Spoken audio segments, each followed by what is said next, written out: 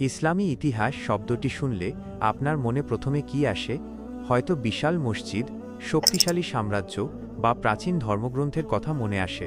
কিন্তু যদি বলি এই ইতিহাস ধর্মবিশ্বাস বা শাসনের মতোই যুগান্তকারী বিজ্ঞান ও মনোমুগ্ধকর শিল্পকলার গল্প। আমাদের এই গল্পটি সত্যিকার অর্থে শুরু হয় সপ্তম শতকে আরবের মরুভূমির মাঝে ইসলামের আগমনের মধ্য দিয়ে।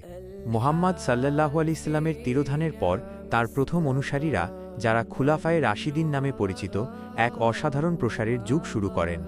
এটি শুধুমাত্র ভূখণ্ডগত বৃদ্ধি ছিল না, এটি ছিল এক গভীর সাংস্কৃতিক ও বুদ্ধিবৃত্তিক বিকাশ। এই গতিশীলতা মানব ইতিহাসের সেই সময়কে সূচিত করে, যাকে ঐতিহাসিকরা সাধারণত ইসলামী স্বর্ণযুগ গোল্ডেন এজ বলে থাকেন, যা অষ্টম থেকে ত্রয়োদশ শতাব্দী পর্যন্ত বিস্তৃত ছিল। এমন একটি সময়ের কথা ভাবুন যখন জ্ঞানকে সবার উপরে স্থান দেওয়া হতো। বাগদাদ, কায়রো এবং কর্ডোভার মতো প্রাণবন্ত কেন্দ্রগুলোতে পণ্ডিতরা অত্যন্ত যত্ন সহকারে প্রাচীন গ্রিক ও রোমান টেক্সটগুলো অনুবাদ ও সংরক্ষণ করেন। মূল্যবান সেই কাজগুলো যা অন্যথায় ইতিহাস থেকে হারিয়ে যেতে পারত। কিন্তু তারা কেবল সংরক্ষণই করেননি, তারা নতুন কিছু উদ্ভাবনও করেছিলেন। ইবনে সিনা, পশ্চিমে যিনি অ্যাভিসেনা নামে পরিচিত, এর কথাই ধরুন। তার যুগান্তকারী ক্যানন অফ মেডিসিন বহু শতাব্দী ধরে একটি মৌলিক চিকিৎসা পাঠ্যপুস্তক হিসেবে ব্যবহৃত হয়েছে। তারপর আছেন আল খাওয়ারিজমি, যিনি বীজগণিতের অ্যালজেব্রা ধারণার প্রবর্তন করেন।